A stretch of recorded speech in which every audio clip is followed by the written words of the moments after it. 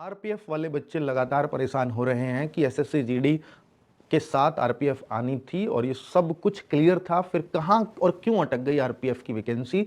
बच्चे इसके बहुत सारे कारण हो सकते हैं, क्योंकि आरपीएफ बिल्कुल इस साल आनी थी। रेल मंत्री जी ने भी अपने बयान में बोला था और गृह मंत्रालय की तरफ से एक नोटिस भी देख लिया था कि गजट नोटिफिकेशन में कुछ चेंजेस कर दिए गए और इस बार पैरामिलिट्री फोर्सेज के साथ वो आने वाली है, सीएपीएफ के साथ आने वाली है। तो ये सीएपीएफ की वैकेंसी ये एसएससी जीडी वाली मानी ही जाती हैं, कांस्टेबल वाली। बच्चे अब बात यही है कि ये आई क्यों नहीं, सब कुछ तैयारियां थी। तो बच्चों, जब भी प्रोसेस किसी दूसरे डिपार्टमेंट से दूसरे डिपार्टमेंट को जाता है, यानी रेलवे से एसएससी को गया है, तो इसमें बहुत लंबा वक्त होता है, बहुत सारी फॉर्मेलिटीज होती हैं, जिस कारण शायद इस बार नहीं आई हैं। अब आपको लग रहा होगा क्या आरपीएफ की वैकेंसी इसके बाद भी एसएससी अलग से निकालेगी क्या? अब नहीं, मुझे चांस नहीं दिखते। अब मुझे लगता है कि एसएससी जीडी में ये अगली वाली भर्ती में ही शायद शामिल हो पाएगी। यही सच्चाई है और शायद आपको एक्सेप्ट करनी पड़ेगी। मुझे ये चांसेस भी नहीं दिखते कि एसएससी जीडी में जैसे बाद में वैकेंसीज बढ़ जाती हैं तो शायद वो आरपीएफ को शामिल कर दे, तो ऐसा नहीं होगा, क्योंकि आरपीएफ एक सेपरेट डिपार्टमेंट है। अगर होता तो वो अभी कुछ ना कुछ नोटिफिकेशन पे सॉल्व आउट हो जाना चाहिए था। तो आरपीएफ